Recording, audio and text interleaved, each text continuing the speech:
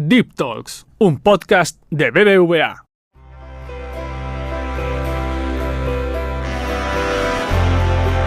Se calcula que cerca de 5.000 ciudadanos europeos se unieron al Estado Islámico para instaurar el califato yihadista en territorios de Siria e Irak. Hombres y mujeres que durante su estancia en Daesh han tenido niños.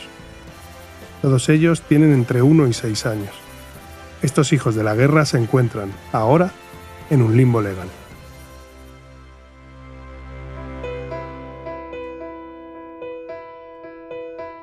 Me llamo Pilar Cebrián, soy periodista independiente. En los últimos años me he especializado en cubrir información en la región de Oriente Medio.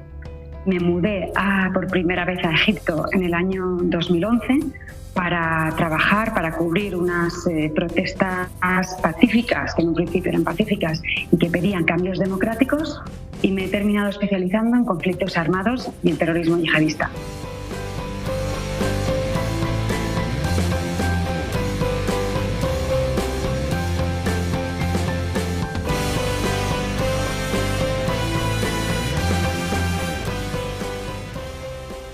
Hola Pilar, muchas gracias por estar con nosotros. Lo primero que te voy a preguntar es ¿por qué te especializas en terrorismo yihadista? Bueno, pues ha ido un poco marcado por el devenir de los acontecimientos, de lo que ha ido ocurriendo en la región de Oriente Medio.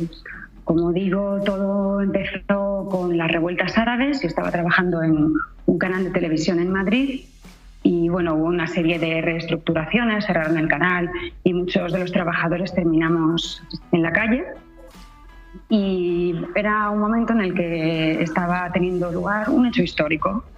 Había unas revueltas en varios países árabes, en el norte de África y en Oriente Medio, que estaban pidiendo cambios democráticos, estaban pidiendo el fin de los sistemas dictatoriales que gobernaban estos países. Y fuimos bastantes los periodistas jóvenes que estábamos en los primeros años de nuestra carrera y nos sentimos cautivados y atraídos por algo que estaba ocurriendo. ¿Qué significa Siria para tu trabajo? El paradigma de la guerra de Siria es la que ha definido un poco mi trayectoria profesional. Lo que ha ocurrido en Siria es un claro ejemplo de una oposición que en un principio era prácticamente secular, o al menos no tenía aspiraciones religiosas dentro de las aspiraciones que tenían políticas, y esas brigadas que combatían contra el ejército de Bashar al-Assad se fueron salafizando, se fueron islamizando por una cuestión de desesperación moral, pero también por la entrada de otras potencias extranjeras en la guerra, potencias del Golfo, y también por los fallos del apoyo fracasado que habían dado las potencias occidentales, y esos grupos terminaron siendo unas brigadas que luchaban por Alá. Y al final esas brigadas pues se unieron al Estado Islámico, que era el grupo fuerte que les ofrecía mejores tácticas en el terreno. Creo que estás realizando una investigación con una beca Leonardo de la Fundación BBVA. ¿Nos podrías contar un poco en qué te estás centrando, por favor? Sí, el objeto del proyecto son los ciudadanos de la Unión Europea que se unieron al Estado Islámico en Siria y en Irak. Es decir, los o bien conversos o ya eran musulmanes que se radicalizaron, creyeron en la propuesta, en el proyecto que proponía el Estado Islámico de instaurar un califato, un Estado yihadista en los territorios que ellos habían conquistado en Siria y en Irak. Las cifras aproximadas son unos 5.000 ciudadanos europeos, tanto mujeres como hombres, como algunos pocos niños entran dentro de esa cifra. Al final, todas estas personas que vienen de países, por orden de cantidad, podríamos decir que Francia, Reino Unido, Alemania, Bélgica, también en proporción, son muchos los que se han unido. También en los países como Suecia, como Dinamarca, Holanda, también hay muchos españoles. Y ahora el proceso, el estado en el que ellos se encuentran es en un estado de detención, porque el territorio como tal ha caído militarmente y son prisioneros de guerra que están ahora mismo fundamentalmente detenidos en Siria y en Irak. Digamos que la última hornada de los europeos del Estado Islámico son aquellos que los que yo me estoy centrando, aquellos a los que yo estoy estudiando, podríamos decir que son los que están más convencidos, los que no han sufrido, o por lo menos no habían sufrido un proceso de arrepentimiento por el que intentar regresar a Europa, y son ellos los que ahora están, digamos, atrapados en estos países en los que están detenidos, en centros penitenciarios, y todos quieren regresar a Europa. Entonces mi investigación lo que se centra un poco es en seleccionar 5 o 6 casos diferentes, preferentemente de diferentes nacionalidades, aunque la belga se repite, y explicar a partir de cada caso personal el pasado, el presente y el futuro de estas personas. Es decir, intentar analizar un poco su biografía, por qué recurrieron al Estado Islámico, cuál era su entorno familiar, qué tipo de estudiantes eran, cómo es su familia, qué personas fueron influyentes, qué adolescencia tuvieron, el momento de la radicalización, cómo fue su estado dentro del califato, qué trabajo desempeñaron, si fueron parte de la policía religiosa, si se dedicaron a combatir en el frente, si formaban parte de la célula que quería atentar en Europa. ¿Cuál es su situación actual? Aparentemente es casi un limbo legal, ¿no? El momento en el que se encuentran ahora encerrados, cuáles son un poco las complejidades del encierro en el que ellos se encuentran ahora, porque hablamos de países como Irak y como Siria, en el que se castiga con la pena de muerte, formar parte de un grupo terrorista, o simplemente, por ejemplo, en Siria no hay posibilidad de someterlos a un proceso judicial. Y aquí entra un poco el elemento internacional, es decir, qué están haciendo los países para retornar o para no retornar a estos ciudadanos europeos.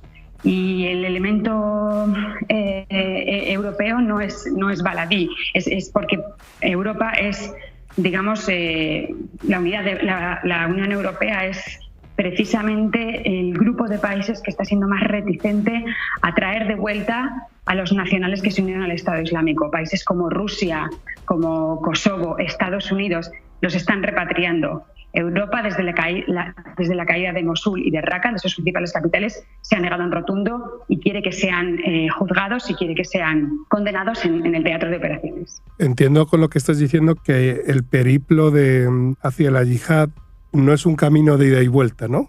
¿Por qué se produce esa desconexión? Me decías que al principio ninguno quería volver a sus países de origen, pero que ahora sí quieren. ¿Por qué? ¿Qué ha pasado ahí? Bueno, cada caso es particular y cada historia es diferente, pero sí que me atrevería a decir que muchos se arrepienten ahora o quieren regresar porque obviamente prefieren cumplir una condena en unas cárceles de la Unión Europea, de países de la Unión Europea, que en las cárceles de Siria y de Irak, donde las celdas son entre 16 y 60 prisioneros por celda y no tienen cama y tampoco tienen derechos. Entonces, sí que podríamos decir que ese es uno de los motivos, pero también, después de las entrevistas que yo he realizado, sí que veo arrepentimiento. Quizá no tanto, por supuesto no con su religión, ninguno de ellos ha perdido la fe, pero sí que les ha decepcionado el proyecto del Estado Islámico e incluso se han sentido engañados y ya no ven al Estado Islámico como lo que se presentaba hace unos años para ellos, que era un poco la bandera de los musulmanes por la que existía esa obligación de emigrar a las tierras del califato. Y un poco los grandes defensores de los musulmanes del mundo, ¿no? Ahora lo ven incluso como una banda de criminales que les han estafado y que les han utilizado para sus propios fines políticos, económicos y estratégicos. Además, entiendo que se encuentran en tierra de nadie, porque están solos en Irak o en Siria, en esos campos en los que están concentrados, ¿no? Sí, la situación más complicada, quizá la que plantea más incógnitas, es la de Siria, porque estamos hablando de una región de facto que es una consecuencia de la partición territorial de la guerra, formada de una manera un tanto improvisada por una autoridad que no es oficial, es un partido de los kurdos nacionalistas, el partido de la Unión Democrática, que ha logrado establecer ahí un territorio de grandes dimensiones y que podríamos decir que está apuntalado gracias al apoyo de las grandes potencias, sobre todo de la coalición internacional y del Departamento de Defensa de Estados Unidos, porque son estos milicianos, los kurdos, los que han conseguido derrotar militarmente al Estado Islámico. Digamos que han sido la fuerza proxy de Occidente para terminar con el califato. Entonces, esto presenta bastantes cuestiones, porque al no ser una autoridad estatal, no tienen autoridad legislativa ni judicial y no pueden juzgar a los prisioneros extranjeros. Sí que están llevando a juicio, por ejemplo, a los sirios y a algunos iraquíes, y son litigios que están resolviendo incluso con acuerdos tribales. Pero los extranjeros están en ese limbo del que hablas, no pueden juzgarlos. Y es por eso por lo que algunos de ellos han sido entregados a Irak y es por eso por lo que hay todo un debate ahora mismo en la Unión Europea de qué hacer con estas personas. Dejarlos en Siria, en realidad, lo que provoca es la posible dispersión de los prisioneros. Entonces, si estamos hablando de que son individuos sobre los que hay un señalamiento y que son peligrosos, dejarlos en Siria no ofrece ninguna garantías. Me estás hablando de campamentos, pero ¿cómo están organizados? ¿Hay alguna norma? ¿Dividen a los presos?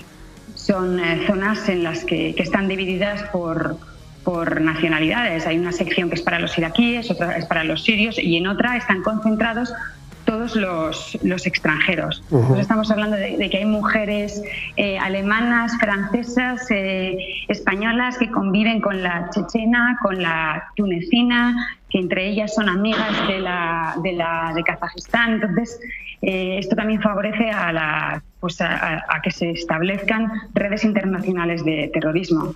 Y eso tampoco es favorable para la seguridad internacional. Hablabas de hombres, de mujeres y de niños.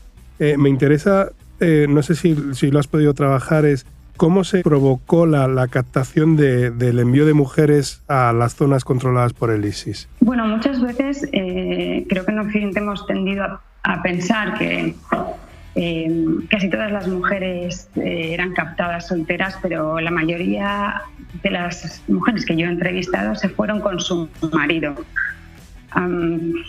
Hay muchas de ellas que, normalmente tanto las jovencitas que se iban con marido como aquellas que se iban solteras para casarse con combatientes, todo se ha realizado en Internet. No solamente perfiles de Facebook, que a lo mejor había abierto un reclutador y que ofrecía esa posibilidad a esa adolescente de encontrar un marido mujahidín y de alcanzar un poco el paraíso y de cumplir con los preceptos de la mujer musulmana, sino que también era también para las que se casaban. O sea, se realizan unos matrimonios online. La mayoría de estos hombres y mujeres salafistas han encontrado a su pareja en círculos de Internet. Y los niños, porque entiendo que hay niños que han nacido en la guerra. Esos niños, alguien está reclamando, estoy pensando en los abuelos de algunos europeos que han llegado a la lucha junto al ISIS. ¿Hay algún tipo de asociación o se están organizando de alguna forma, sabes? Donde están a lo mejor más organizados los abuelos y los hermanos y aquellos que están haciendo todo lo imposible por traer de vuelta a los niños es en Francia. Es el colectivo de Familias Unidas y ellos, como siempre fueron muchos más, cerca de 2.000 franceses se unieron al Estado Islámico, se han podido, asociar y organizar mejor.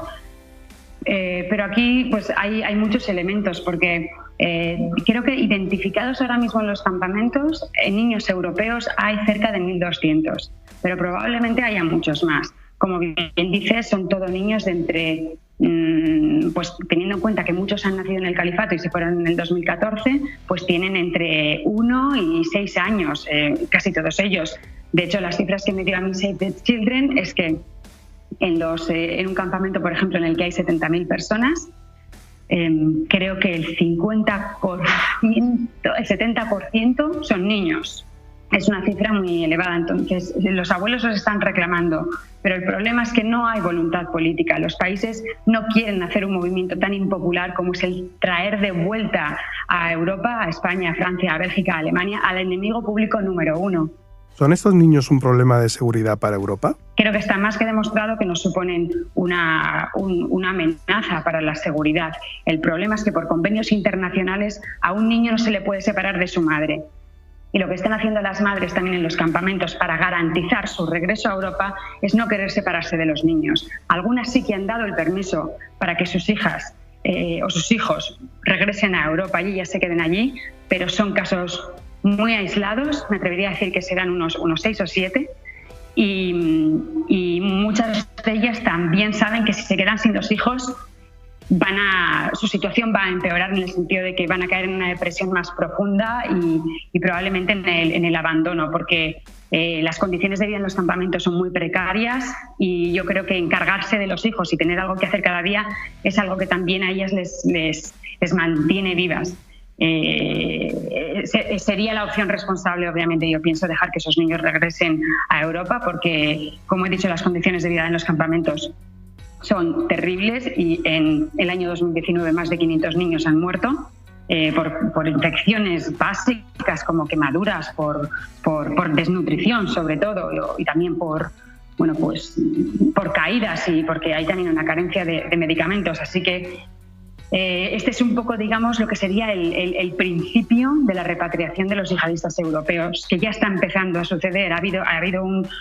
Se han traído cerca de unos 40 niños procedentes de la Unión Europea. Es algo que ocurre muy poco a poco, caso por caso, como dicen los políticos, pero es lo que yo creo que va a abrir poco a poco la vía para que se vaya atrayendo a las personas que se consideren menos peligrosas o que sean más vulnerables, como los menores. Te quería preguntar precisamente del camino de vuelta a casa. Dices que son pocos los casos. ¿Existe alguna política para intentar, como tú dices, desradicalizar a estas personas? ¿Cómo incorporas a estas personas a la sociedad? Bueno, parece que con los reclutas del Estado Islámico todos van a cumplir penas de prisión.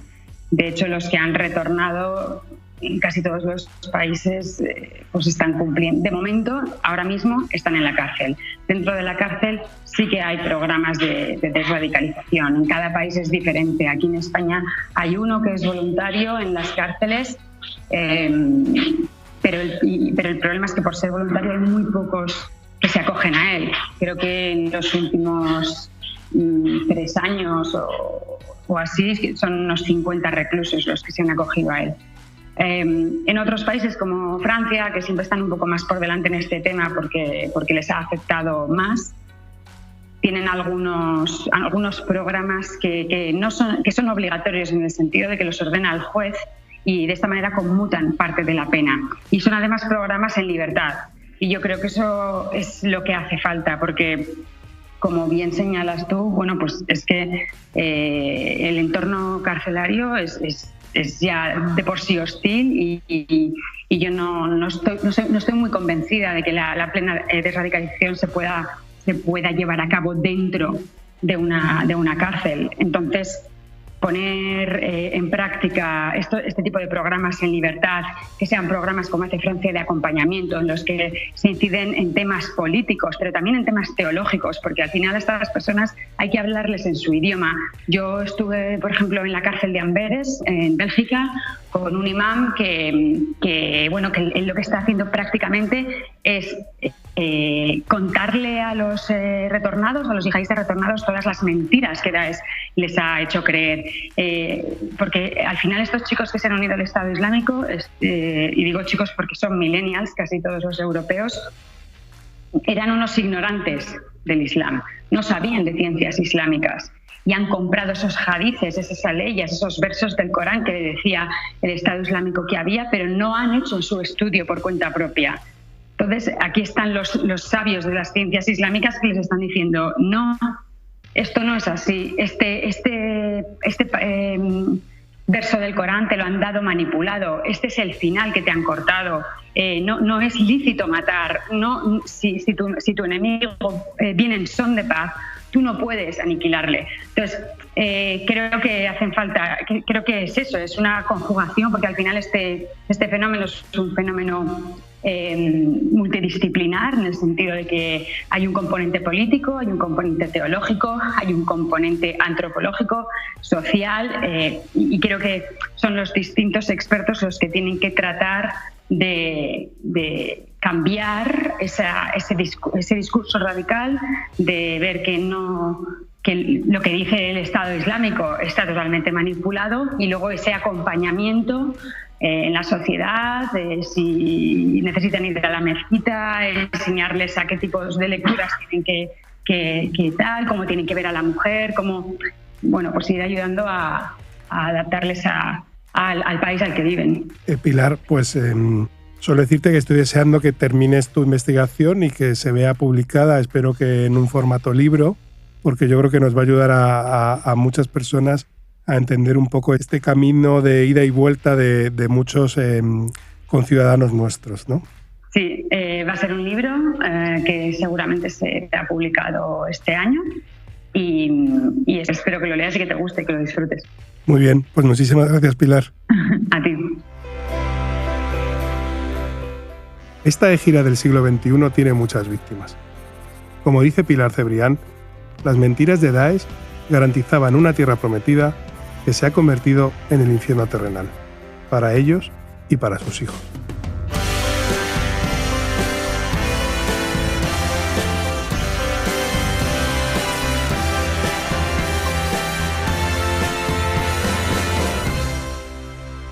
Hasta aquí este programa, os esperamos en la próxima entrega.